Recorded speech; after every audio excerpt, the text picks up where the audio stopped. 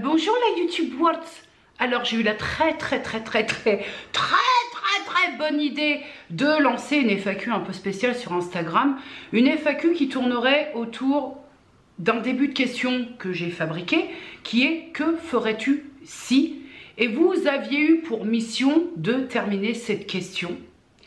Je ne m'attendais pas à un tel engouement. Alors cette vidéo va durer certainement 4 jours, 16 heures, 24 minutes et 3 secondes. Pour des raisons dites légales, je ne vais pas citer les pseudos ni les noms parce que sur Instagram il y a des personnes qui ont certes des pseudos, mais il y a des personnes qui ont aussi leur nom et prénom. Donc comme j'ai un mix des deux, je ne vais citer aucun nom, prénom ni pseudo. Au moins, pas de problème. On y va pour la première question. Tiens-toi prête parce que ça va être long. Alors, que ferais-tu si on se rencontrait? Alors moi, je sais de qui ça vient. Je vais juste donner un petit détail. Faut que j'arrête avec ça. Faut qu'on dise stop. On l'a dit, la guillemettite, c'est non. Que ferais-tu si on se rencontrait, ma clochette? Je pense que j'aurais envie, même si en ce moment ce n'est pas de très bonne aloi, mais je me mettrais peut-être une couche de 3 ou 4 masques. Mais j'aurais très envie de te faire un câlin très fort. Parce que je pense qu'en ce moment tu en as besoin. Et puis après on se fera une goulayante. Autre question qui a été souvent posée, donc c'est pour ça que je ne vais pas me répéter tout au long de cette foire aux questions. Que ferais-tu si tu pouvais te téléporter? Où irais-tu? Actuellement, vu les 730 degrés, parce qu'au moment où je tourne la vidéo on est mercredi, et donc ça tabasse même en Normandie, ça tabasse. Si je te réponds là à la seconde près, je te dirais dans un endroit où il fait froid. Mais néanmoins, si je pouvais me téléporter là dans l'immédiat, ce serait, je ne vais pas te tanner avec l'île Maurice parce que ça y est, on a compris, hein, ça y est, on a compris que tu aimais bien cet endroit, mais ce serait sur une plage au soleil, ce serait de partir un peu de cette contrée très bruyante en ce moment, de mes 4 murs et de me mettre un cul dans l'eau. Parce que moi qui n'ai jamais eu envie d'aller à la piscine, là j'ai qu'une envie, c'est que les piscines rouvrent et que je puisse tremper mon gros larfion dedans. Que ferais-tu si tu pouvais dîner avec une célébrité? Qui serait cette célébrité? Alors là, on va essayer de rester sérieux sans entrer dans les Lucifer et les Damon Salvatore, hein, on est bien d'accord. Avec quelle personnalité célèbre j'aimerais partager un repas? Actuellement là, j'aime beaucoup Grand Corps Malade, j'aime beaucoup Julien Doré, j'aime beaucoup Arnaud Ducret. Bien, on est bien. Pour sûr, ce serait pas une personnalité politique parce que je pense que ça pourrait vite partir en... Et puis la politique, ça m'intéresse pas, donc ça va. Ce serait forcément quelqu'un avec qui je vais passer un bon moment, léger, à rire. Et j'aurais peut-être pas spécialement envie, là, en ce moment, de partir sur un repas où il y a un dialogue où l'intellect doit être un peu trop titillé. J'aurais besoin de légèreté et besoin de rire surtout, parce que c'est pas parce qu'on a une discussion légère qu'on est des abrutis, mais besoin de rire, voilà, de passer un très bon moment en tout cas. Ensuite, que ferais-tu si tu étais invisible? Oh là là. Alors j'aurais pas ce truc qu'on peut avoir d'aller chez certaines personnes pour elles ne me voyant pas que je puisse écouter ce qui se dit dans mon dos, parce que pour la bonne et simple raison, c'est que je suis arrivée à un instant de ma vie où ce qu'on peut dire de moi derrière mon dos ou allusion ou autre, je m'en tamponne, mais je m'en tamponne le sac à main à même la maroquinerie, mais d'une force, parce que je me dis que de toute façon si on parle derrière mon dos, c'est que je dois pas le savoir, donc je vois pas pourquoi j'irais titiller pour aller voir ce qui peut se dire de moi. Et puis je me dis qu'après tout c'est pas mon problème. Si des gens parlent ou suggèrent ou font des hypothèses derrière mon dos, c'est pas mon problème, c'est leur. Qu'est-ce que tu veux que j'y fasse? Si tu prends le côté galéjaude du truc, être invisible, ça peut te donner des idées saugrenues. Entrer dans une banque, prendre quelques petits billets, tu vois, des idées à la con comme ça. Mais en fait, dans l'absolu, si tu prends le côté sérieux, il n'y a rien de pire qu'être invisible. Tu te rends compte? Dans l'absolu, il faut que ce soit réversible. Que ferais-tu si tu avais à nouveau 20 ans? Ah mais non, non. Alors, pour être très honnête, avoir à nouveau 20 ans m'intéresserait dans l'idée de l'espérance de vie plus large. hein, parce que bon, on va se leurrer, hein, on va pas en reculant. Mais par contre, avoir à nouveau 20 ans, il y a un aspect qui serait très bien dans le sens où il y a des gens qui sont plus là, qui seraient là, fatalement. Mais non, franchement, ma tranquillité d'esprit, comment je peux voir les choses, percevoir les choses et ma conception de la vie maintenant est bien meilleure que quand j'avais 20 ans. À 20 ans, si tu veux, pour ma part, moi j'ai eu ma fille à 20 ans. À 20 ans, tout était un peu... Enfin, c'est passé de tout est un peu trop léger à d'un coup... je me prends une valdingue de responsabilité dans la gueule et j'aurais pas envie, si c'était peut-être pour vivre d'autres 20 ans tout en gardant des choses, c'est-à-dire avoir ma fille, ne rien changer à ça, mais j'avoue que je vis très bien ma quarantaine, vraiment, alors sans mauvaise humour, parce que quarantaine, bon, mais je vis très bien mon statut de quadra, mais grave quoi, je me sens mieux en tout cas, je me sens plus en équilibre que quand j'avais 20 ans. Que ferais-tu si tu pouvais voler? Si je pouvais voler, bah je voyagerais gratuitement. C'est-à-dire que si j'aurais juste déployé les ailes, je voyagerais gratuitement. Je commencerais déjà par aller voir certains coins de la France que je connais pas. Parce qu'avant d'aller ailleurs, je pense qu'aussi en France, on a de très très beaux endroits. Après, je voyagerai ailleurs, forcément, parce que je reste tellement convaincue. J'avais jamais voyagé avant l'île Maurice.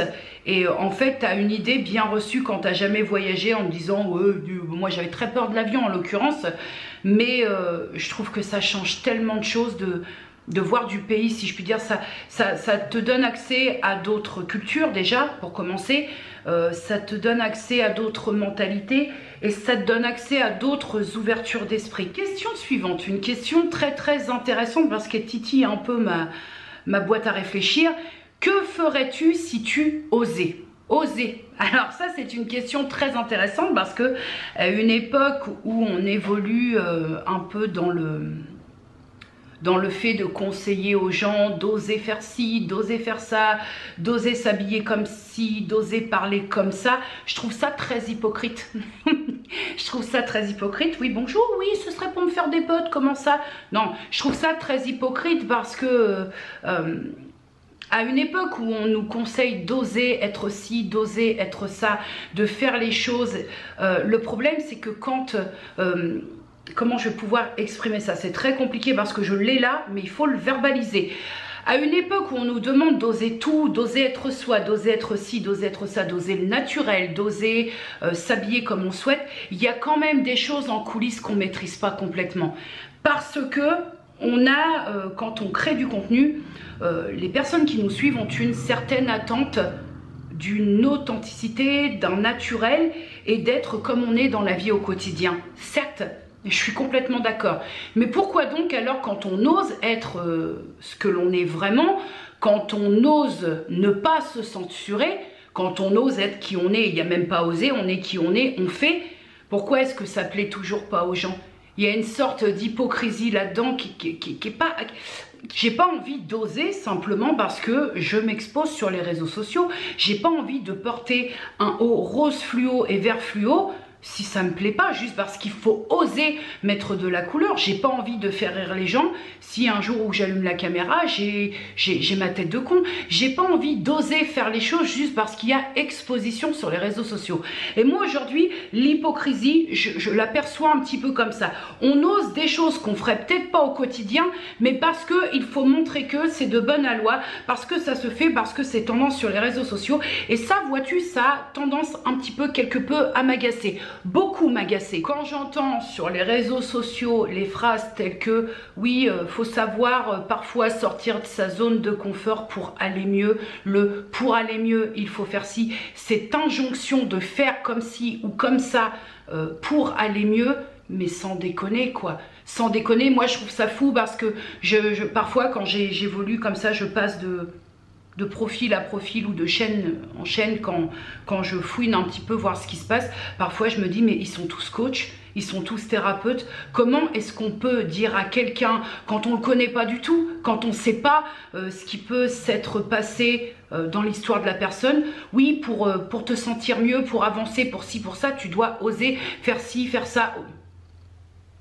Non. D'ailleurs, je reprends des propos que j'ai partagés par ailleurs sur Instagram, qui sont des propos de Gaël Garcia Diaz, qui parlait justement de cette fameuse tendance à le body positive, hein, cette fameuse tendance à s'aimer soi, à aimer son corps. Elle parlait d'une vidéo sur l'acné, d'aimer son acné, d'aimer tout, de soi, tout. Non, mais moi je suis complètement d'accord avec elle. En fait, non, parfois c'est juste pas possible parce que le problème est plus profond. Et je vais même aller plus loin. Le fait est que quand on incite, il y a des personnes à qui on va conseiller d'oser et qui vont trouver une révélation, mais seulement je pense qu'il faut faire quand même des distinctions. Il y a des personnes qui vont oser parce qu'on leur a dit tu verras ça ira mieux, et qui vont se mettre encore plus dans le mal parce que culpabilité de dire mais comment ça se fait, elles arrivent à ça, elles arrivent à ça, elles arrivent à ça, les fameuses vitrines façades des réseaux sociaux, et moi j'y arrive pas, je suis quoi, je suis un caca. Voilà pour moi la pseudo-dangerosité du truc. C'est que tout, parfois tout n'est pas juste une question d'oser. Alors pour répondre à la question que ferais-tu si tu osais, je ferais exactement ce que je fais actuellement parce que je fais les choses comme bon me semble et pour essayer, on vit déjà un instant de merde respectif dans nos vies, alors on va pas non plus se mener à un inconfort. Et ben écoute, si t'es bien de passer tes journées en pyjama, passe tes journées en pyjama. Si ça te fait du bien de te maquiller à outrance, maquille-toi à outrance. Si tu t'aimes, et ben tant mieux de t'aimer. Si tu t'aimes pas, bah fais au mieux, voilà. Je pense qu'on a chacun nos outils, chacun nos armes, et je pense qu'il faut arrêter ces injonctions absolument de s'aimer, d'oser. Putain, foutez la paix aux gens, les gens font ce qu'ils veulent. La question suivante, que ferais-tu si tu devais passer une semaine sans point d'eau pour te laver ou faire le ménage? Bah je ferais sans. Si j'ai pas d'eau, de toute façon je vais pas me mettre la rate au courbouillon ni me bourrer la pipe au tabac humide. J'ai pas d'eau, alors je pourrais au moins boire. Oui, je pense, pour te laver ou faire le ménage. Bah je ne me laverai pas et je ne ferai pas le ménage, et puis je rattraperai le tout la semaine suivante. Que ferais-tu si un abonné venait sonner à ta porte? C'est une question qui est revenue bon nombre de fois. Sachez que d'ordre global, que ce soit un abonné ou n'importe qui d'autre, je déteste je déteste les surprises. Moi j'aime bien quand tout est prévu. Vraiment, je suis vraiment capable d'être une vraie tête de con si on vient par surprise. Mais après, voilà, il y a le truc d'avoir... moi, je suis toute seule ici, si tu veux. Je vis seule. Et donc, j'ai, par exemple, au frigo, des choses que pour moi. Je fais pas des courses pour 36 personnes, vu que je vis seule. Et la moindre des choses, quand je reçois quelqu'un, c'est au moins de lui proposer, je sais pas, un jus de fruits. Et moi, j'ai pas tout ça ici. Je consomme pas ça. Et donc... rien que l'idée d'avoir quelqu'un qui arrive et que je peux lui proposer que de ça, il y a des gens qui n'aiment pas l'eau, ça m'horripile. Que ferais-tu si un ou une abonnée venait sonner à ta porte? Je trouve ça très déstabilisant. Je trouve ça aussi, sans me prévenir, je trouve ça aussi très intrusif. En fait, juste le truc très simple, c'est que je n'aime pas qu'on me fasse ce que je ne ferais pas. Ça me viendrait même pas à l'idée. Il y a plein de personnes en créatrice de contenu que j'aimerais rencontrer, mais ça me viendrait même pas à l'idée de pas les prévenir et de débarquer. On est où? Ne serait-ce que pour un confort mutuel, en fait. Je sais pas si tu saisis bien, mais ça me paraît tellement évident que la question, elle se pose pas. Que ferais-tu si les êtres qui sont partis et qui te sont chers revenaient te voir pour 24 heures? Ce serait tellement compliqué. 24 heures, c'est tellement court. Ce serait compliqué et en même temps... il y aurait cette notion de réconfort. Ce serait compliqué parce que tu sais que tu vas pouvoir les voir et discuter avec eux que pendant 24 heures. Et en même temps, ça permettrait peut-être de me rassurer sur certains points qui resteront pour moi. Et de l'autre côté, ça me ferait... Je pense que ça repiquerait un peu ma peine de les voir repartir en fin de compte. Il y a 3 personnes de ma famille qui me sont chères et qui en plus sont parties à 6 mois d'intervalle les 3. J'aurais quelques questions quand même pour l'une d'entre elles, savoir qu'est-ce qui s'est passé, ce qui s'est passé exactement. Pour mon papa, ce serait plus de... il y a une interrogation que j'aurais pas, une réponse que j'aurais jamais. Est-ce que le départ, est-ce que l'instant c'est bien, est-ce que ça a été fait, est-ce que vraiment il n'y a pas eu de souffrance? Et ça c'est vraiment une question qui me il y avait tout le protocole nécessaire pour qu'il n'y ait pas de souffrance pendant cet instant-là. Mais quand même, c'est quand même une question, est-ce que véritablement, je dirais, est-ce que tu es parti sans souffrir vraiment? Parce que c'est une question et qui reste en suspens, on n'a pas les réponses. Et puis je demanderai à mon père s'il a croisé Johnny Hallyday de ce fait. Parce que comme il était fan, peut-être que, voilà, je lui dirais, est-ce que Johnny... Puis là, il est... si jamais il y a vraiment quelque chose après, en théorie...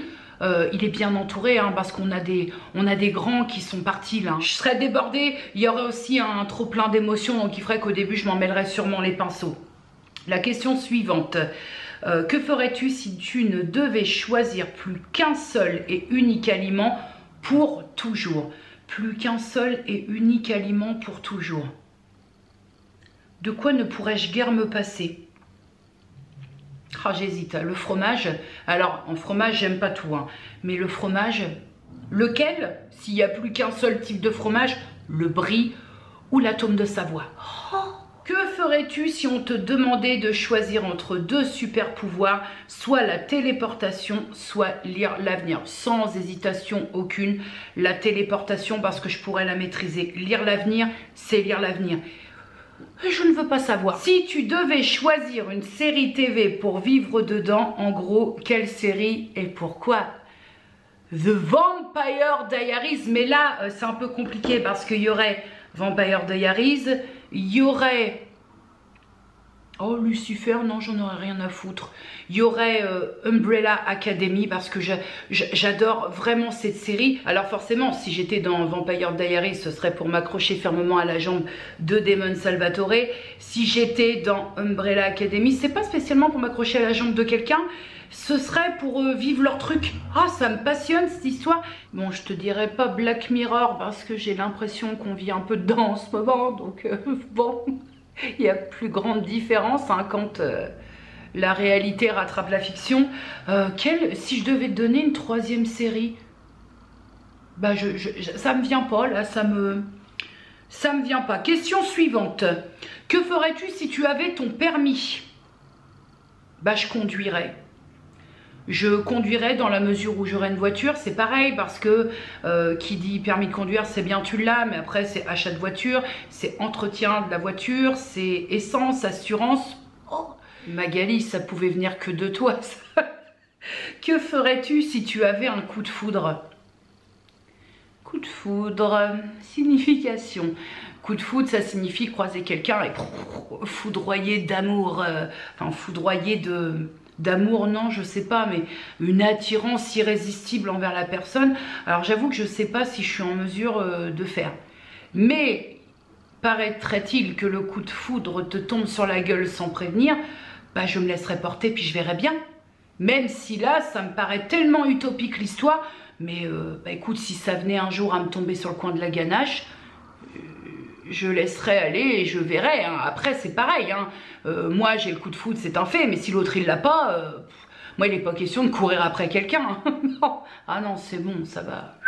Que ferais-tu si toute ta famille déménageait dans un lieu que tu ne peux pas blairer? Oh. Alors, je te fais le... Oh. Mais en fait, ça se discute pas parce que je préfère encore vivre dans un endroit que je peux pas saquer. Parce que je sais que je vivrais plus mal le fait d'être loin de mes essentiels. Pour l'avoir vécu avec ma soeur qui est partie vivre, alors loin, tout est relatif, mais elle était à Saint-Étienne et moi là où je suis. Et j'ai vécu vraiment, vraiment quelque chose de très difficile. Et je crois que l'un des plus beaux jours de ma vie, c'est le jour où je l'ai au téléphone et qu'elle m'a dit « Nini, je remonte, est-ce que vous pouvez venir me chercher ?» Alors je vais te dire, mon père et moi au taquet, mais je vivrais plus mal d'être loin de mes proches que d'être dans un endroit que je n'aime pas. Donc je choisirais, que ferais-tu? Bah, je les suivrais quand même parce que ça me semble ne pas être discutable en tout cas. Que ferais-tu si tu te réveillais avec 1 million d'abonnés sur YouTube? Alors la première des questions que je me poserais, ce serait qui a payé? Qui m'a fait le coup des abonnés payants là? Parce que bon... C'est-à-dire qu'on doit être à... On a passé les 16 000 personnes, je pense. Se réveiller du jour au lendemain, passer de 16 000 à 1 million, il y a un merdier dans l'histoire. Il y a eu une faille spatio-temporelle, il y a eu un truc. Ça m'impressionnerait beaucoup, le chiffre m'impressionne beaucoup. D'ailleurs, sans langue de bois, je me demande comment on a fait pour en être où on en est là, parce que plus de 16 000 personnes, à peine passées, je crois. Mais c'est complètement inconcevable à mon idée. Alors 1 million d'abonnés, cessez. Cessez cette galéjaude, je sais pas, d'un coup, d'un seul. Si c'est progressif et qu'au fur et à mesure, ça arrive progressivement, je pense que c'est gérable. Maintenant, du jour au lendemain, brrr, tu te réveilles, tu vois 1 million d'abonnés, il s'est passé quoi? Ah bah t'es en droit de te poser des questions. Et je pense que ça doit être quand même sacrément... Moi, je pense que là où ça pourrait vraiment... comment je peux dire ça, titiller et dire ouais 1 million d'abonnés, moi le premier réflexe ce serait une sorte de peur, me dire 1 million, oh on est où là? Ça, je pense que dans un premier temps ça me ferait même reculer, je pense hein. Que ferais-tu si on te proposait de vivre tout frais payé à l'île Maurice, mais donc loin de ta famille? Ce serait non. L'île Maurice, ça a vraiment été le voyage de ma vie, le voyage de mon cœur, des découvertes, voilà, mais il faut que je revienne. Si mes proches ne peuvent pas s'installer et vivre avec moi, c'est non. C'est clair, c'est non. Voyager, y aller, partir, revenir, ok. Mais par contre, m'installer là-bas sans eux, ce serait pas possible. Je finirais forcément par repartir auprès d'eux. Il n'y a pas de... On est tous dans le même secteur, mis à part ma fille qui est un peu excentrée, mais il n'y a pas de mystère. Que ferais-tu si tu étais maman aujourd'hui? Ce qui serait possible, hein, bon, pour être maman, il faut quand même qu'il se passe des choses, enfin, dans mon cas où je peux procréer sans assistance, puis bon, étant donné que je suis encore disposée à procréer, mais si j'étais maman aujourd'hui à 43 ans, compte tenu de ma patience, déjà, ce serait très compliqué. Mais étant donné qu'on n'a pas le même regard quand ce sont ses enfants et les enfants des autres, j'aimerais dire beaucoup de choses, mais j'ai peur que ce soit pris pour du jugement, mais je m'en fous, je suis sur ma FAQ, donc je le fais. Je n'exposerai pas, si j'étais maman aujourd'hui d'enfants en bas âge, je n'exposerai pas mes enfants sur les réseaux sociaux, bien que peut-être j'aurai une chaîne YouTube, mais mes enfants ne seraient pas sur la chaîne. Si tu veux, je suis contente d'être devenue maman à une époque où... il n'y avait pas de réseau, à une époque où l'internet arrivait tout doucement, à une époque, ma fille est née en 99, donc forcément il n'y avait pas tout ce qu'on voit aujourd'hui. Et moi vraiment mon vrai problème, alors c'est un problème qui m'appartient, hein, j'ai bien conscience que les personnes qui montrent leurs enfants sur les réseaux, eux n'ont pas de problème avec ça, donc c'est vraiment un problème qui m'appartient et qui n'implique donc que moi. Mais je trouve vraiment, quand je vois certains posts, notamment sur Instagram, où même les enfants sont filtrés, retouchés, je me dis à quel moment on a perdu pied, à quel moment on a merdé en fait. J'ai échangé un peu sur le sujet sur Instagram et on connaît maintenant, il n'y a plus de mystère par rapport à ça. On sait les risques des réseaux sociaux, on sait le risque des internets par rapport à l'exposition des enfants. Et pour autant, bien qu'ayant pleinement conscience des risques, plus ça va et plus on voit des gosses sur internet, des bébés, des enfants très bas âge, des enfants parfois qui ne savent même pas parler, des enfants qui marchent même pas et qui sont sur les réseaux sociaux. Mais pourquoi en fait? Moi je pense que si j'étais maman, pour répondre à ta question, ma petite Charlie, Charlie Bull, j'avais dit, mais toi t'es sur YouTube, alors je peux te citer Charlie Bull, hein. Je pense que mon cheval de bataille ce serait les réseaux sociaux. Ce serait essayer de faire comprendre à mes gosses qu'il y a une vie en dehors des réseaux sociaux. Ce serait, quitte à passer pour une marâtre, mais alors je m'en fous. Mais ce serait vraiment limiter les temps d'écran. Et ce serait peut-être moins prendre de la graine, parce que c'est vrai que moi je suis beaucoup sur les écrans aussi. En même temps je suis un peu toute seule. Et en même temps j'ai un peu 43 ans. Donc si tu veux... Voilà, mais avec si j'étais maman maintenant, je ferais très attention à ça, parce que je trouve que plus ça va et moins ça va en fait. Mais forcément, je le répète, hein, ça n'engage que moi, et je sais que parfois mes propos peuvent un peu... Mais en même temps c'est ce que je pense, hein, donc... Que ferais-tu si tu perdais la vue? Toujours présente pour mettre une bonne ambiance.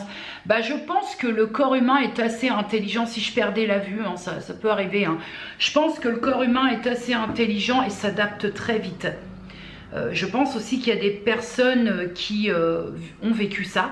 Qui ont été des personnes qui ont été voyantes et du jour au lendemain par une maladie, un accident deviennent mal ou non voyants. Et je pense qu'on s'adapte. Alors dans un premier temps, j'imagine que ça doit pas être évident parce que faut prendre ses repères, mais je pense que après coup, après le corps doit s'adapter. Je pense que finalement, de toute façon, si du jour au lendemain je perdais la vue, je serais bien obligée de m'adapter. Donc quoi qu'il en soit, c'est pareil, c'est une question qui me semble évidente en termes de réponse. Si tu n'as pas d'autre choix, malheureusement, tu es bien obligé de t'adapter. Que ferais-tu si tu habitais à Paris? Actuellement, je serais très malheureuse. Actuellement. Il y a un temps où j'aurais bien aimé vivre à Paris, plus jeune. Paris, la capitale, les spectacles, tout est ouvert un peu plus tard, le pouvoir... Et puis maintenant, c'est pas quelque chose qui m'attirerait plus que ça.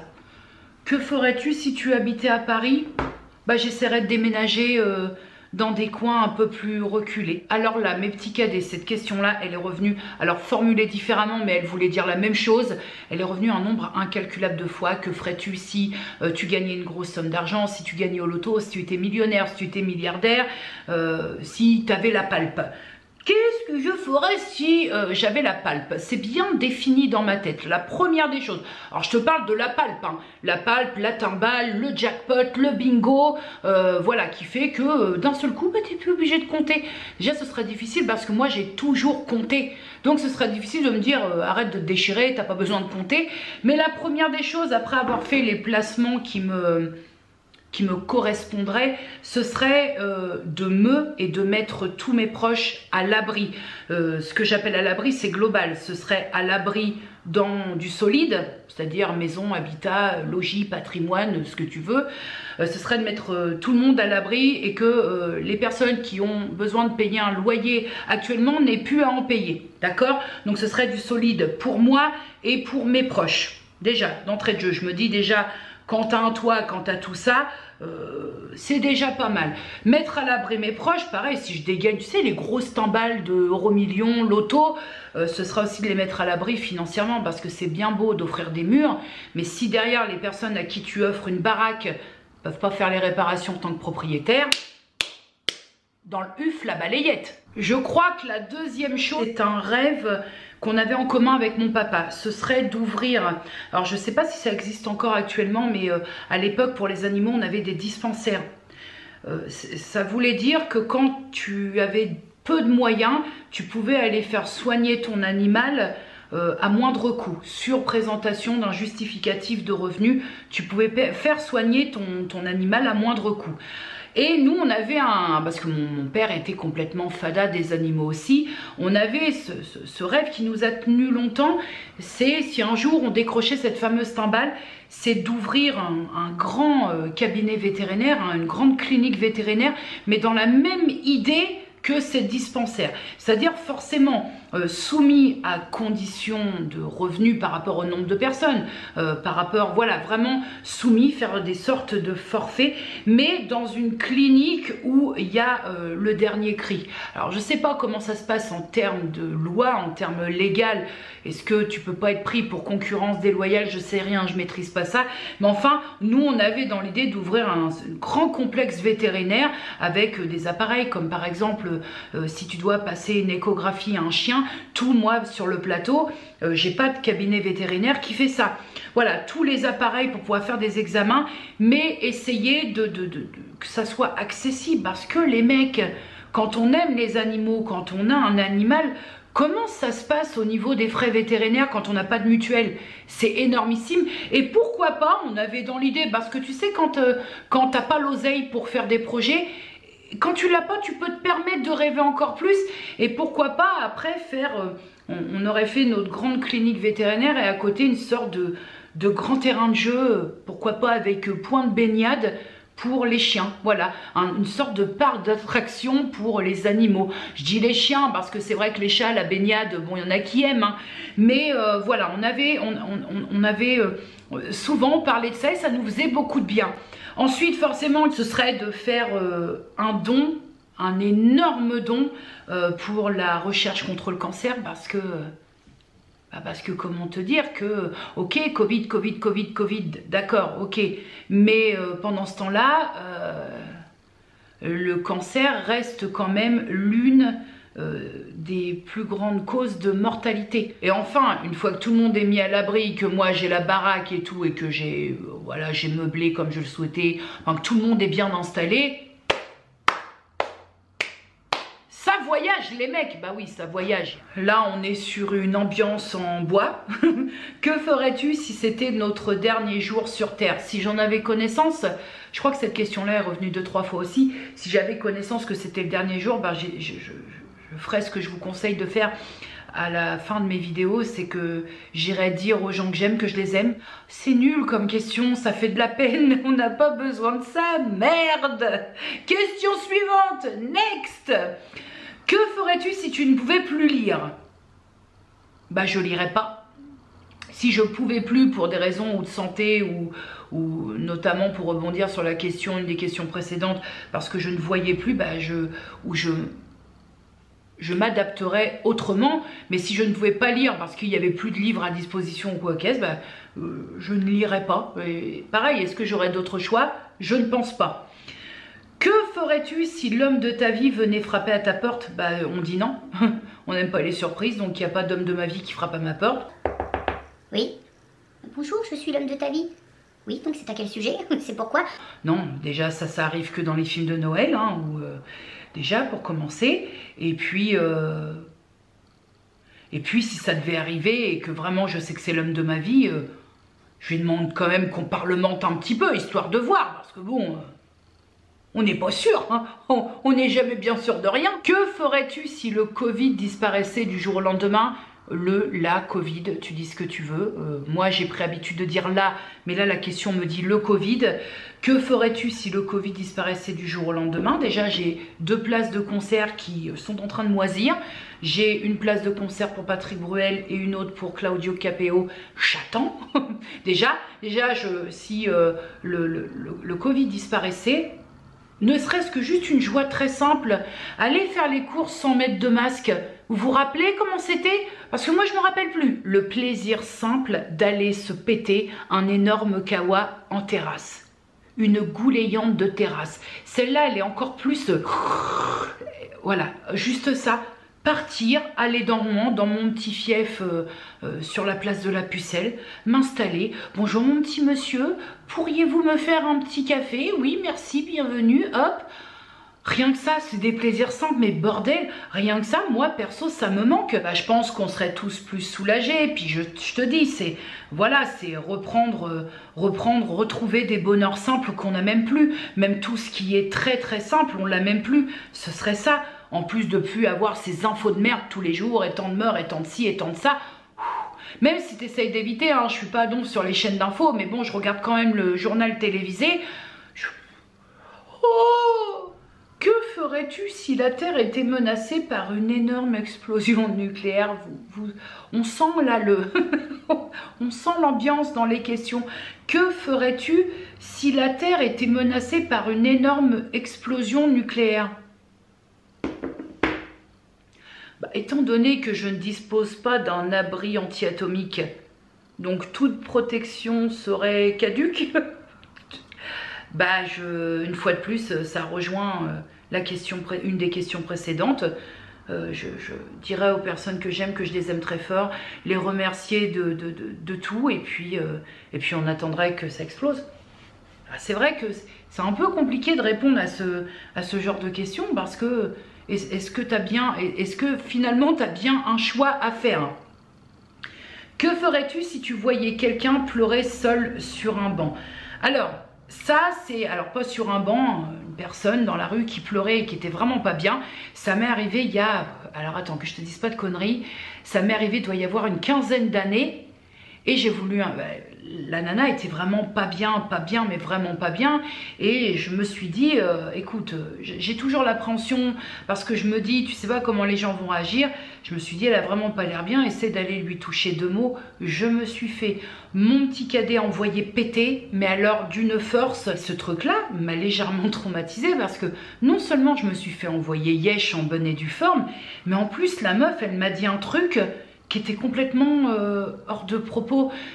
Elle pleurait vraiment, vraiment beaucoup. J'étais sur Rouen, elle pleurait et je vais la voir et je lui dis excusez-moi, est-ce que tout va bien? Elle me regarde, mais tu sais, en gros, je la faisais chier. Et elle me dit est-ce que je t'ai demandé si ta grand-mère elle faisait du vélo? Bah, je vois pas le rapport.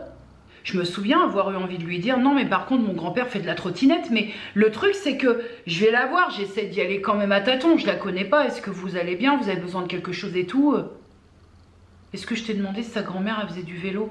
Je la connais cette expression, c'est une expression je pense qu'en Normandie on l'utilise assez souvent, mais là j'ai trouvé ça tellement pas approprié que garde la pêche quoi, puis je me suis tirée en même temps. Alors pour répondre à la question que ferais-tu si tu voyais quelqu'un pleurer seul sur un banc, j'irais, quitte à ce que ma famille ouvre un magasin complet de bicyclettes, mais voilà, j'irais parce que sait-on jamais, mieux vaut se faire envoyer chier et que ça aille bien que de pas y aller par crainte de se faire envoyer chier et puis que la personne fasse une bêtise, hein. Je me dis, hein, en même temps, est-ce que ta grand-mère sait faire du vélo, je sais pas quoi. Parce que je t'ai demandé si ta grand-mère savait faire du vélo. Pour info, elle savait pas en faire. Donc, bon, c'est pour ça que c'était pas très approprié. Que ferais-tu si tu pouvais changer de sexe pendant un jour? Je serais très curieuse. Je serais très curieuse. J'examinerais l'objet. J'examinerais, voir un peu comment ça se passe. J'aurais très envie d'expérimenter comment ça se passe. Qu'est-ce que ça fait d'uriner debout, par exemple, avec quelque chose prévu à cet effet. Je serais très curieuse aussi. Alors attention, s'il y a des petites oreilles qui sont à côté de vous, vous avez 5 secondes pour les éloigner, parce que je vais utiliser des mots, on va dire, je ne vais pas être déplacée dans mes propos, mais quand même, 5, 4, 3, 2, 1... Zero. J'aimerais beaucoup expérimenter l'orgasme masculin pour voir, parce que on m'a toujours dit que chez la femme c'était très cérébral et chez l'homme c'était très mécanique. Et je voudrais en avoir le cœur net, hein. C'est très con, mais ça fait partie des choses que j'aimerais faire si pendant 24 heures j'étais un homme. Que ferais-tu si tu pouvais changer un moment de ton passé? Il y a encore quelques années, si on m'avait posé cette question, j'aurais sûrement changé pas mal de choses. Maintenant, même s'il y a des choses qui n'ont pas toujours été très simples, il y a aussi parfois, il faut se donner le droit de se dire j'étais jeune. Hein. Est-ce qu'il y a des choses que je changerais de mon passé avec le recul, avec voilà, le temps, le délai de prescription si je puis dire, plein de choses. Est-ce que je changerais des choses? Je pense pas. Peut-être si je dois pousser un petit peu le truc, si je changeais une chose, c'est que j'aurais ma fille, c'est que je ferais ce que j'ai fait, je referais ce que j'ai fait, mais peut-être que j'abandonnerais pas mes études. Parce que à l'époque, ça me semblait inconcevable de concilier études et enfants. Et au final, j'aurais très bien pu m'en sortir. Voilà, c'est juste ce truc. Mais sinon, plus ça va, plus j'avance dans l'âge et moins j'ai de regrets. Après tout, ce qui a été fait est fait. Et si ça a été fait, c'est que ça devait arriver à ce moment-là. Donc, voilà, c'est bien aussi l'avancée dans l'âge. C'est que les regrets, les remords s'éloignent un peu plus. Et puis tu vis parce que, voilà, c'est comme ça. Et puis, de toute façon... on fait rien de ses regrets, on fait rien de ses remords, hein. On peut pas réécrire l'histoire quand ça a été fait. Donc que ferais-tu si quelqu'un te donne un chiot gratuit comme ça parce que personne n'en veut, tu l'adopterais? Alors ça, c'est une question, tu sais très bien l'approche que j'ai par rapport à l'adoption d'un animal. Actuellement, Luna, elle a tout ce qu'il faut, c'est-à-dire qu'elle elle a sa mutuelle, elle a les soins nécessaires, elle a les croquettes qui coûtent un bras, bref, j'ai adopté Luna. Bon, Luna de base est un cadeau, mais c'est-à-dire que j'aurais pu refuser sur le fait accompli. Hein. J'aurais très bien pu refuser le cadeau quand j'y étais. D'accord ? Aujourd'hui, si j'avais un autre animal, je ne serais pas en mesure d'un point de vue financier de lui apporter un confort. Quand on adopte une vie, que ce soit un chien, un chat, une perruche, quoi que ce soit, on doit d'abord bien se rendre compte des coûts que ça implique l'adoption d'un animal. Les vaccins, les rappels de vaccins, les soins quand ils sont malades, les croquettes, le shampoing, même les trucs de base, les nettoyants pour les oreilles, nettoyants pour les yeux, bref, adopter une vie animale, quelle qu'elle soit, ça a un coût. Et donc, ça ne doit pas être dû au hasard ou ça ne doit pas être par dépit. Si on m'amène un chiot et qu'on me dit vraiment objectivement, personne n'en veut, est-ce que t'en veux? Je pense que, me connaissant, je ne saurais pas refuser. Mais par contre, autant je lui apporterai les bons soins dans un premier temps et peut-être et sûrement et sans doute, il y aurait une visite chez le vétérinaire pour voir son état général. Mais par contre, je chercherai à lui trouver une famille dans laquelle il sera heureux. Mais là, un deuxième animal serait... Luna, elle a son budget à elle et son budget est assumé. Par contre, je ne serais pas en mesure d'assumer un second budget pour un second animal. Voilà. Et je pense que tout ça, ça se réfléchit. Donc là, non. Je chercherai une bonne famille pour le faire adopter. Ce serait difficile parce que je m'attache très vite à un animal, mais l'attachement c'est une chose, mais pouvoir le rendre heureux et lui apporter tous les bons soins, c'en est une autre. Donc il faut faire les choses intelligemment. Que ferais-tu s'il n'existerait plus les réseaux sociaux, YouTube, Instagram? Eh ben je ferais 100 et j'ai aucun mal à faire 100. C'est un plus, c'est vraiment un plus. Ça me permet peut-être, je pense, de rompre un peu... la solitude, parce que autant j'assimile bien ma solitude, mais avec ce qu'on vit, il y a des moments c'est un peu plus pesant que d'autres, mais s'il n'y en avait pas, ben on ferait pas. Puis l'affaire est très vite résolue. C'est un plus. Alors j'ai pas de problème avec ça, hein. J'ai fait l'expérience entre guillemets de couper cet été, l'été dernier, je me suis coupé un bon mois et demi de YouTube par exemple, et honnêtement ça m'a pas spécialement manqué. Je veux dire, ça m'a pas manqué dans le sens où j'ai su faire la part des choses. Il y a le moment où je partage, où je suis très contente de partager et que je le fais avec le cœur. Et puis il y a un moment où je me dis, basta, on ferme les écrans, on prend du temps autre que sur les écrans et ça le fait très bien. Donc je pense que si demain plus de réseaux sociaux, bah je pense que je m'adapterai plutôt très bien. Mais après moi je suis pas d'une génération, je suis pas tombée dans la cuve, hein. C'est-à-dire que on a connu, ceux qui sont de ma génération, on a connu les instants de vie sans aucun réseau, sans les téléphones, sans rien. Donc peut-être que ceci explique cela. Question très étrange. Que ferais-tu si tu avais la Covid? Bah je ferais ce qu'on doit faire. Je m'isolerais, j'essaierais de tenir le bon bout et puis bah, j'espérerais très fort, je croiserais très fort les doigts pour pas enclamser. Voilà. C'était pour dire rien du tout. Une question tout aussi étrange. Que ferais-tu si tu devenais grand-mère dans quelques mois? Bah, je deviendrais grand-mère, je me ferais appeler mamie et je serais grand-mère d'autre chose que d'une poilue bibi. Voilà. Mais ce me semble que ce n'est pas très envisagé, donc voilà. Mais ça ne me poserait aucun problème, ce ne sont pas mes choix, hein. Ma fille est adulte, elle a sa vie, elle a son chez elle. Si un jour ils font le choix mutuel d'avoir un enfant, enfin, j'estime qu'à partir de là, j'ai pas à dire je suis très en colère, je suis pas d'accord, ou j'ai même pas à dire je suis d'accord avec l'idée. Voilà, à un moment, faut savoir aussi garder sa place quand c'est le désir. C'est pas parce que, même si nos enfants sont toujours nos petits bébés, il n'en reste pas moins que nos petits bébés, bah, à un moment donné, s'ils en ont le désir et l'envie, font aussi des bébés. Donc moi après je suis pas dans la discussion je ne pose même pas la question à ma fille en fait, parce que pareil, hein, toujours dans l'idée, je ne fais pas ce que je n'aurais pas aimé qu'on me fasse. Donc c'est des discussions qu'elle doit avoir avec son chéri et pas avec sa mère. Voilà, maintenant si elle vient me voir, maman j'ai quelque chose à t'annoncer, ceci, cela, ok, mais son désir d'enfant, ça la regarde elle et accessoirement son chéri, mais certainement pas moi. J'ai pas à lui poser la question, c'est pour quand? Oh, ça va aller, hein. La question suivante, elle m'a fait sourire. Que ferais-tu si Damon Salvatore se trouvait devant ta porte? Oui, je te laisse rêver un peu. Merci, c'est gentil. Ah bah là, surprise ou pas... Viens, viens, Damon. Viens me sucer un peu la carotide, vite, viens. Ensuite, une question qui est revenue à plusieurs reprises. Que ferais-tu si tu avais un pouvoir surnaturel? Alors, ça va être en lien direct avec la série du moment qui est Charmed.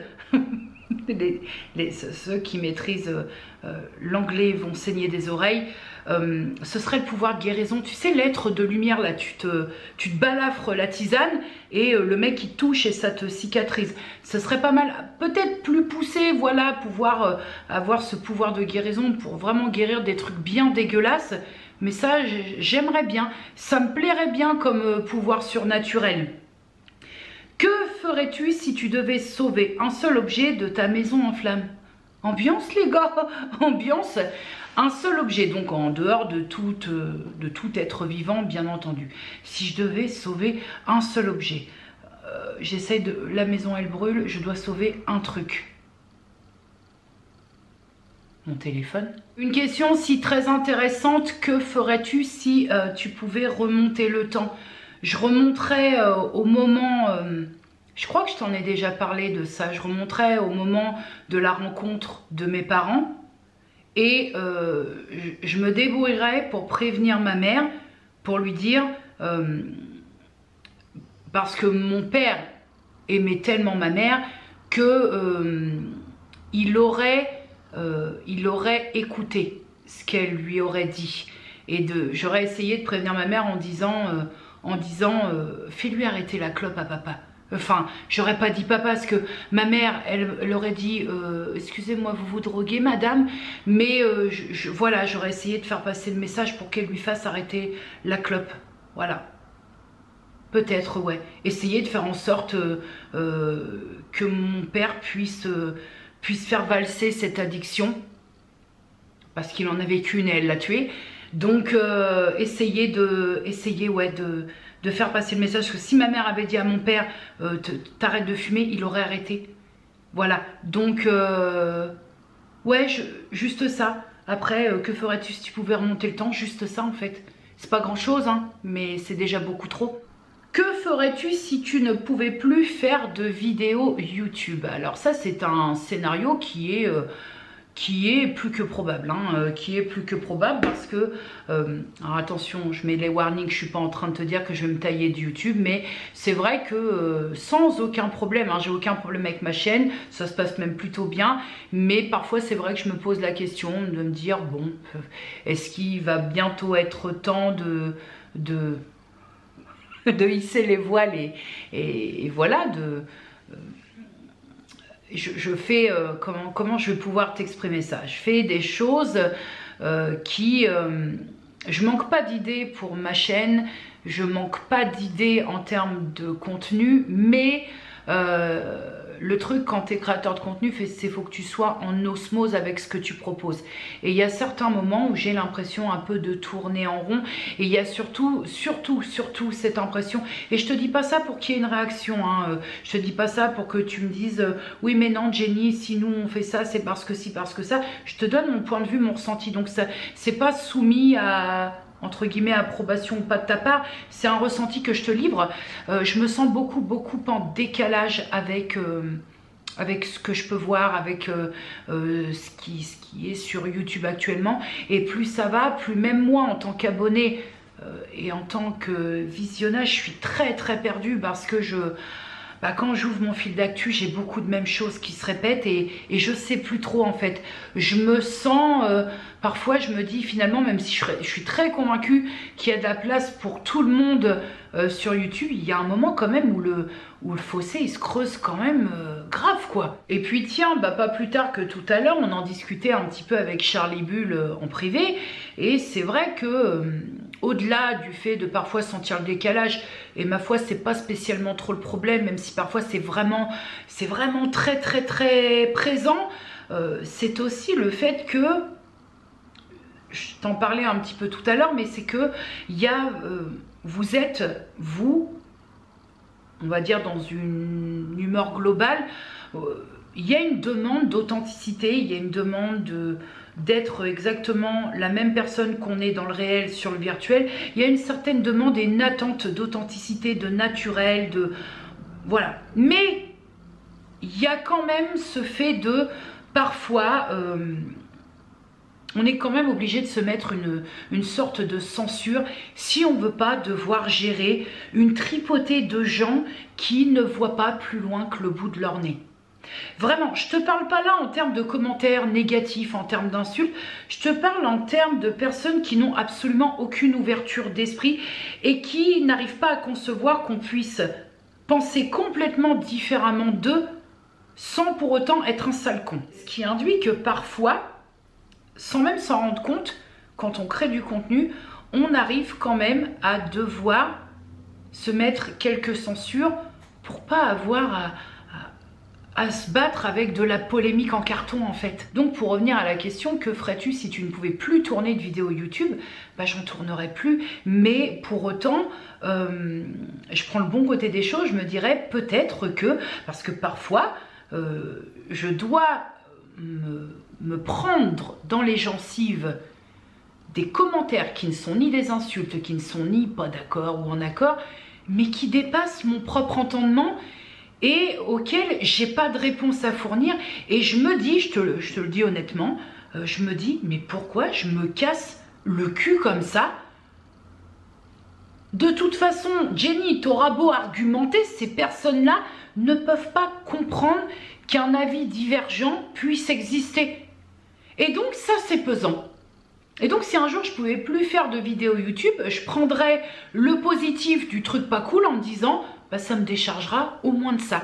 Que ferais-tu si on te confiait le ministère de la Jeunesse et des Sports? Rien. C'est une option qui n'est absolument pas envisageable étant donné que je suis une queue en bois au niveau de la politique et que à aucun moment en fait j'aurais l'envie, même si c'était rémunéré de façon conséquente, intégrer quoi que ce soit qui soit politique. Non, c'est pompon. Donc ça, c'est clair, c'est net, c'est non. Au moins, il n'y a pas de discussion possible autour. Que ferais-tu si tu pouvais voir quelqu'un là-haut? Bah, j'irais voir mon papa et directement ce que je t'ai dit tout à l'heure, ce serait pour lui poser la question, est-ce que véritablement tu es parti paisible? Voilà, c'est une réponse que j'aurai jamais, mais c'est vraiment une réponse que... C'est une question que je me pose et que j'aurais vraiment aimé et dont j'aurais vraiment, on va y arriver, et dont j'aurais vraiment aimé avoir la réponse. Que ferais-tu si tu perdais 20 kilos? Bah figure-toi que je les ai déjà perdus, ça y est, ça y est. Maintenant, il y a encore du taf. Que ferais-tu si tu perdais 20 kilos? Et j'ai vu qu'il y avait la question, que ferais-tu si tu atteins ton objectif poids? Bah je ferais exactement la même chose que je fais maintenant, puisque faut savoir que mon régime alimentaire actuel restera le même pour toute ma vie, sachant que de toute façon quand tu es comme ça, c'est des efforts qui... des efforts. Alors non, parce que plus ça va et plus je suis dans un système où ça devient plus un quotidien, mais je ferai exactement ce que je ferais, je ferai exactement de ce que je fais maintenant, parce que c'est quelque chose, c'est un rythme de vie que je vais devoir tenir jusqu'à la fin, parce que bah, s'il y a de la relâche, il y aura de la reprise, hein. Il n'y a pas de mystère, hein. C'est pareil, hein. Il n'y a pas de mystère quand tu as comme ça une prédisposition à l'embonpoint. Si tu relâches un peu trop longtemps, alors ça ne veut pas dire que tu n'as plus droit à aucun plaisir, mais il faut savoir faire l'équilibre des choses. Mais je ferais exactement la même chose. Et que ferais-tu si tu perdais 20 kilos? Et je les ai déjà perdus et j'ai continué à faire ce que je fais. Voilà. Que ferais-tu si tu trouvais un bébé dans les toilettes? Tu as la référence, je crois. Je te promets. Oh là là. J'espère que la saison 2 va nous tomber sur le cornet d'ici peu. J'ai abandonné This Is Us, hein, comme ça, brûle pour point. Je pense que j'appellerai les services compétents parce que bon, bah, je te promets, c'est bien gentil, mais c'est une fiction. Donc je pense que j'appellerai les services compétents pour déclarer le fait d'avoir trouvé un bébé dans des toilettes publiques ou quoi, aux caisses ou dans un endroit. Et puis je ferai les choses dans les règles de l'art parce que c'est pas mon enfant, parce que y a une différence entre la vie réelle et la fiction. Donc ouais, je pense que je ferai intervenir des services qui sont compétents pour ce type de choses. Que ferais-tu si tu pouvais acheter une seule chose, peu importe le prix? si je pouvais acheter une seule chose, là actuellement, bah, si je peux acheter qu'une seule chose, peu importe le prix, histoire de mettre tout le monde à l'abri, j'achète une grosse maison pour faire une maison familiale. Comme ça, tout le monde a des murs, tout le monde a du solide, voilà. Bon, après, ça ne me donnerait pas l'oseille pour entretenir, c'est pareil, hein, c'est la même chose que tout à l'heure, mais je pense que ouais, peu importe le prix, une seule chose, une grosse baraque pour faire une maison familiale, que tout le monde soit à l'abri et pas que ma gueule. Que ferais-tu si Samantha part vivre loin de toi? Alors déjà là, elle est à la limite, hein. Il en faudrait pas plus, mais il faut savoir que je pense que, sans m'avancer, mais je pense que ce ne serait pas possible pour ma fille parce que on est trop fusionnel pour ça et que il y aurait forcément les deux qui ne vivraient pas très bien. On est comme ça, hein, on est comme ça dans la famille quand on est loin les uns des autres, on le vit pas bien. On ne pourrait pas être trop loin trop longtemps les uns des autres parce qu'on se manque et là on se sait à proximité, on se sait atteignable à tout moment et donc c'est réconfortant, mais je pense pas qu'on puisse de toute façon, si ma fille me dit « Maman, je pars vivre très loin, je la séquestre », je déconne, hein. Quoique. Tu ferais quoi si disparition totale du café? Bah, je prendrais du thé. Voilà, c'est aussi simple que ça. Tu ferais quoi si tu voyais ton père ou ta mère en compagnie d'une autre personne main dans la main? Alors très objectivement et de façon très terre à terre, ce serait compliqué de voir mon père avec une personne main dans la main, hein. Il n'y a pas une once d'humour dans ce que je dis, mais c'est juste parce que le fait est que c'est impossible. Si je voyais ma mère avec une personne main dans la main,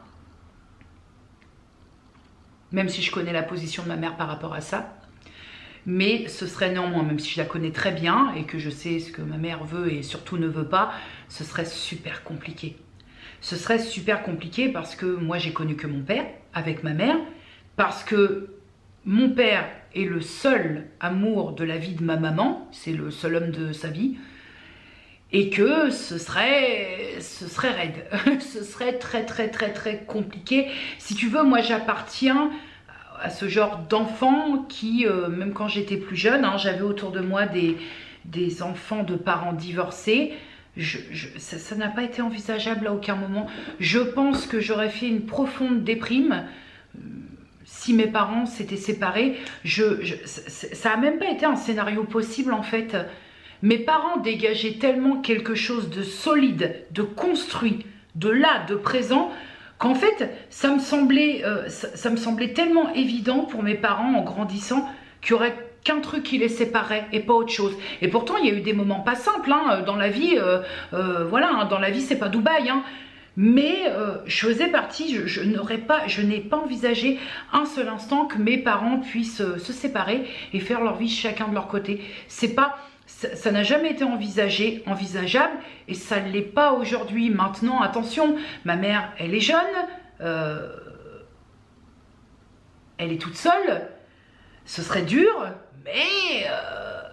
mais c'est-à-dire que c'est pareil, on est sur un choix qui ne m'appartient pas. Et je le répète, même si je connais la position de ma mère et que la position de ma mère, c'est qu'elle est très simple dans le sens où ma mère part d'un principe que de toute façon, je reprends ces mots, il n'y a que ton père qui était en mesure de me supporter, ce sont ces mots, les chiens font pas des chats, et que mais ce serait très difficile, mais pour autant, c'est un choix qui ne m'appartient pas. Je précise quand même si en toute objectivité, ce serait vraiment très chaud pour moi. Et je pense même que pour ma soeur, ce serait pas simple non plus. Et je te parle même pas de ma fille. Alors là... que ferais-tu si on te proposait de partir en mission dans l'espace avec le père Pesquet? Alors, je veux bien. L'avion, déjà, bon, j'avais une grosse phobie. J'ai outrepassé sans vraiment l'outrepasser. Maintenant, les navettes et les machins, c'est non. Alors, je trouve ça fabuleux, hein, les images et tout ça. Mais non, c'est rare. Je pourrais m'en passer, je pense. Que ferais-tu si tu trouvais l'amour? Eh ben, je ferais pas, je ne sais pas, c'est tellement un truc qui me semble hors de propos que je sais pas. Si je trouvais l'amour, vraiment quelqu'un avec qui je me sens mais total raccord et que ça me tombe dessus comme ça, bah écoute, je te répondrai la même chose que tout à l'heure. Je me laisse porter, on improvise, on avise, que veux-tu? La seule certitude que j'ai, c'est qu'il y aurait plus de vie à deux sous le même toit. C'est la seule certitude que j'ai. Que ferais-tu si tu étais présidente? Je ne suis pas intéressée par la proposition. Que ferais-tu si Maxime Chatham te proposait de collaborer avec lui pour un livre? C'est-à-dire que je n'ai pas cette prétention, les gars. C'est-à-dire qu'écrire un livre, ça demande un minimum de talent. Alors, je me débrouille... pareil, ça c'est quelque chose dont je t'ai déjà parlé. Je me débrouille pour des bafouilles de quelques lignes. Maintenant, écrire un livre, 400, 500, 600 pages, c'est même sur une nouvelle, c'est quand même, faut avoir quelque chose de construit, une idée bien précise, ça demande du talent. Être auteur, ça demande du talent. Je dirais, Maxime, pourquoi? quelle est donc la raison de ton émoi, Maxime? Parce que là, je comprendrais pas trop la démarche, en fait. Une question très ambiance. Que ferais-tu si tu connaissais le jour de ta mort? Je serais terrifiée. Je ferais des croix dans le calendrier. J'ai un rapport à la mort très... Phobique n'est pas le mot. J'ai un rapport à la mort qui est inexplicable parce que c'est dans le ressenti. Que ferais-je si je connaissais mon jour de fin, ma date de péremption? Je vivrais vraiment très très mal. Je crois qu'en fait, c'est mieux de pas savoir parce qu'en fait, je pense que je me polluerais chaque jour qui passe en me disant et un jour de moins, et un jour de moins. Ah ouais, non, je pense que le compte à rebours serait vraiment lancé, même si on en a tous un, ambiance. Mais là, le fait de savoir vraiment, oh non, non, non, faut pas poser des questions comme ça. C'est pas très gentil. Que ferais-tu si tu ne devais t'habiller qu'en rose ou ne porter que des tongs été comme hiver? Alors comme j'ai toujours relativement froid aux pieds, je m'habillerai en rose parce que j'ai pas de problème avec le rose. Intégralement en rose jusqu'au froid, ce serait compliqué, mais je choisirais quand même de m'habiller complètement en rose plutôt que les tongs en hiver. Même si les hivers se radoucissent un peu du fait du réchauffement climatique, mais enfin quand même climatique, hein, j'ai dit. Hein. Climatique.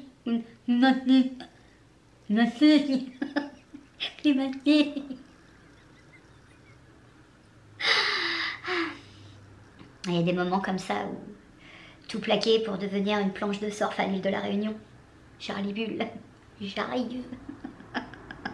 Que ferais-tu si tu pouvais changer une chose dans ta vie en claquant des doigts? Alors, une chose dans ma vie, donc quelque chose à moi, à titre personnel, en claquant des doigts. Donc c'est-à-dire que je pense qu'à ma gueule. C'est un aspect très compliqué pour moi d'avoir un pouvoir de changer les choses, mais d'être la seule à en profiter, c'est un aspect très compliqué parce que moi je vais en faire profiter les autres. Allez-y, c'est cadeau les mecs, c'est moi qui offre aujourd'hui, c'est pour la maison.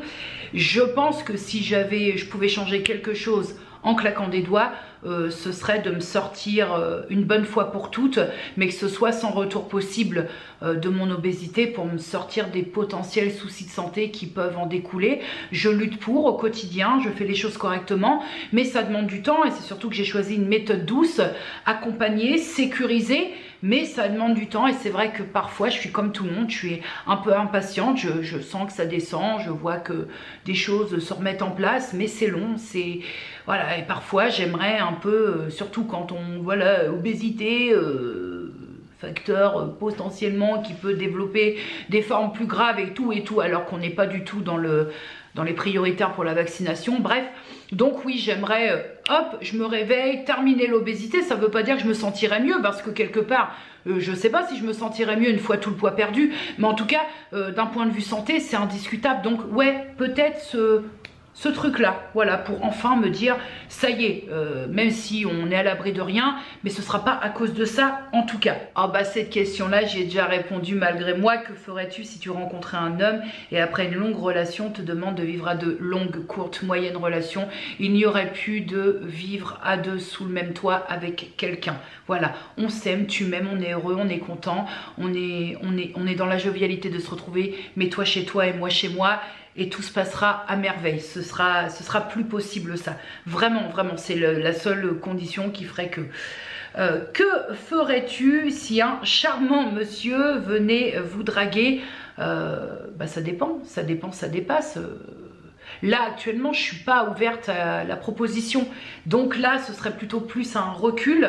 Ce serait plutôt une mise en barrière de sécurité. Ce serait surtout qu'avec le Covid... j'ai pas envie que quelqu'un vienne me glairer à la gueule. Donc, non, là, je suis pas... je le répète à chaque fois, mais pour prétendre à une relation équilibrée avec quelqu'un, il faut que les deux soient prêts à commencer une relation. Je le suis pas. Donc, je veux pas qu'une personne s'investisse dans quelque chose si moi je sais très bien que je suis pas prête. À un moment, il faut respecter l'autre aussi. J'aime beaucoup la question suivante. Que ferais-tu si tu étais philanthrope avec le portefeuille d'un mécène? Alors ça, c'est quelque chose qui me parle beaucoup actuellement parce que je vois beaucoup d'artistes. Il y a beaucoup de personnes en souffrance actuellement et que si j'avais le portefeuille d'un mécène avec cet esprit philanthrope, je pourrais aider beaucoup de personnes. Et en ce moment, je pense que quand on va être sorti, on a hâte d'être sorti de cette merde, mais je pense que va y avoir beaucoup de pots cassés. Et que ferais-tu si tu étais philanthrope avec le portefeuille d'un mécène? J'essaierais de taper au plus juste pour aider du mieux possible les artistes, parce que la culture, c'est vraiment quelque chose, à mon sens, la culture, c'est vraiment quelque chose d'essentiel. Il y a déjà le côté technique, je veux dire, financièrement, l'aspect purement financier qui est difficile, et tu te rends compte que ce sont des personnes qui ont donné leur vie parfois pour leur boulot, pour leur affaire, et qui se sont vus qualifiés de non essentiels, donc de choses totalement dispensables, de pas utiles. Tu te rends compte de la violence en fait du truc? Est-ce que tu te rends compte de la violence au-delà de tout ce qu'on peut entendre? Est-ce que quand même tu te rends compte de la violence que cette pandémie, elle a amené, de la violence des choses? Vous n'êtes pas utile, on vous ferme parce que vous êtes totalement dispensable. C'est d'une violence. Que ferais-tu si tu pouvais revivre une journée sans rien en changer? Donc si tu pouvais revivre une journée mais en ne changeant strictement rien, ce serait forcément quand j'étais gamine, ce serait des réveillons de Noël où c'était très familial, ce serait les réveils les matins de Noël où c'était fabuleux. Quand je dis que je souhaite à bon nombre de personnes d'avoir l'enfance, l'adolescence, que j'ai eu, vraiment, parce que j'ai des souvenirs de quand j'étais gamine qui sont extraordinaires, vraiment. Que ferais-tu si on te proposait un nouveau logement, dans la mesure où il serait plus calme, dans la mesure où j'aurais quand même un petit carré de jardin? Je ne demande pas d'avoir Versailles en jardin, mais au moins un petit carré de verdure pour Luna. Écoute, tout est discutable. Tout est discutable. Je ne me plains pas, j'ai un carré de verdure, j'ai la place qu'il faut pour une personne dans ma maison, mais ouais, un petit peu plus de calme et moins de route, ce serait pas mal. Que ferais-tu si tu étais plus mince? La même chose, mais avec beaucoup moins d'encombrement. C'est étrange comme question, mais je pense que je ferais exactement la même chose, mais avec plus d'aisance, plus de facilité, avec moins d'inquiétude par rapport à ma santé. Que ferais-tu si tu avais encore 200 ans à vivre? Si on avait tous 200 ans à vivre, je veux dire, ma famille et moi, ouais, maintenant si je suis toute seule à avoir 200 ans à vivre, ça m'intéresse pas, quoi. Oh, dis, l'ennui. Oh, ça c'est une question qui vous titille, Que ferais-tu si on te proposait une très grosse somme d'argent pour un partenariat d'un produit tout pourri? Je refuserais. Ça arrive, ça arrive. Alors, je sais pas comment ça fonctionne chez les autres. Alors, je refuserais. Il faut savoir déjà qu'on soit honnête, on pose les bases. On ne m'a jamais proposé une très grosse somme d'argent en échange d'un partenariat. Déjà, au moins, ça pose les bases.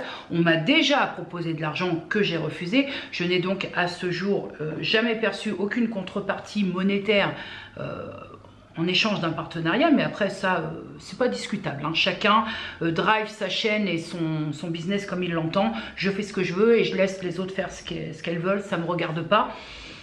mais c'est relativement monnaie courante où tu refuses une première fois. Alors ça existe beaucoup avec, ça arrive fréquemment avec les sites de vêtements asiatiques où on te propose une collaboration que tu refuses en disant que tu n'es pas intéressé.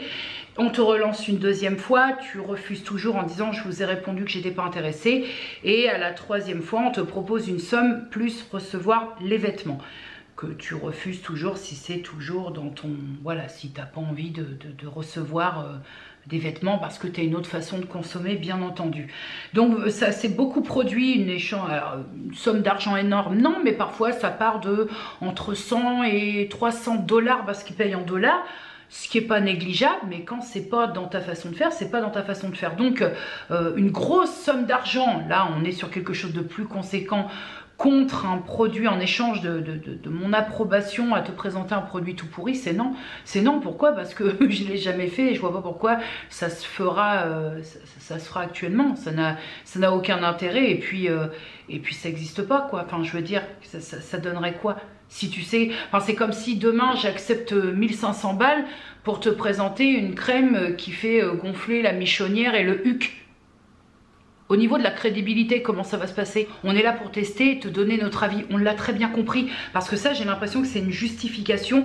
Je suis là pour tester, donc je teste et je vous donne mon avis maintenant. C'est pas parce qu'on est là pour tester qu'il faut vendre son âme au diable, absolument. Je veux dire, il y a un moment, il ne faut pas se leurrer. Je le répète, si on est là, c'est parce que vous êtes là. Et à la finalité... si on tire un peu trop sur la ficelle et qu'on vous prend un peu tous pour des cons, vous allez vous barrer là où l'herbe est un peu plus verte. Hein. Ça aussi, hein, dans l'intercalaire, je suis là pour me faire des copains, je me pose ici. Mais le fait de dire je suis là pour tester, donc je teste pour vous donner un avis, c'est aussi quelque peu hypocrite. On peut tester, mais on peut tester les choses intelligemment. À un moment, il faut se poser, il y a des trucs, c'est un peu de l'abus. Sans déconner, il y a des trucs, je crée du contenu, certes, mais aussi je suis abonnée. Il y a des moments, je me dis, mais je suis abonnée, je suis followeuse, que ce soit sur Instagram, YouTube, parce que moi j'ai évolué que sur ces deux plateformes. Il y a des moments je me dis mais ça va aller jusqu'où les conneries, et je reprends notamment ce dont j'ai parlé sur le vlog de dimanche dernier par rapport à tous ces trucs de perlimpinpin, les SoShape, les gélules, les machins. Je veux dire, comment, c'est pas le fait de tester, de montrer, de dire si c'est bien ou pas. SoShape, ça y est, on a entendu, on a surentendu, on a encore entendu, on a vraiment très bien entendu. Je pense que, à moins d'être dur de la feuille, mais on a très bien perçu. Comment encore aujourd'hui, enfin, on est là pour tester, on est influenceur, on est créateur de contenu, mais comment est-ce qu'on peut pas se dire, les mecs qui se réveillent au moment où l'été approche? Comment on peut, enfin voilà, c'est juste ça. À un moment, on peut tester des choses, on peut proposer des choses à sa communauté, mais à un moment, ça ne veut pas dire qu'on n'a plus de limites. Voilà, il est là mon problème. Donc, à la question, si on proposait une grosse somme d'argent pour présenter un produit que je sais tout pourri, c'est non. À un moment, quand ça peut induire un mal-être, une dangerosité ou faire pire que mieux chez quelqu'un, on a beau être influenceur et on a beau être créateur de contenu et on a beau vouloir tester pour donner son avis, à un moment il faut se poser des limites et dire est-ce que là je peux mettre quelqu'un à mal, même malgré moi. Je vais être obligée de sélectionner, hein. Je ne vais pas pouvoir répondre à tout, sinon cette vidéo va vraiment durer 14 heures. Que ferais-tu si on te demandait de poser nu pour une bonne cause? Ce serait très compliqué parce que je suis pudique de naissance, je suis ultra pudique et que ce serait vraiment très difficile de poser nu même pour une bonne cause. Vraiment, ce serait... Même pour la bonne cause, je vais être honnête, je n'y arriverai pas. J'y arriverai pas parce que ma pudeur prendrait le dessus, mon rapport à la nudité, et me mettre nue devant quelqu'un que je connais pas, et ce serait pas possible. Voilà, même pour une très bonne cause, ce serait impossible. Que ferais-tu si tu étais Marine Le Pen ?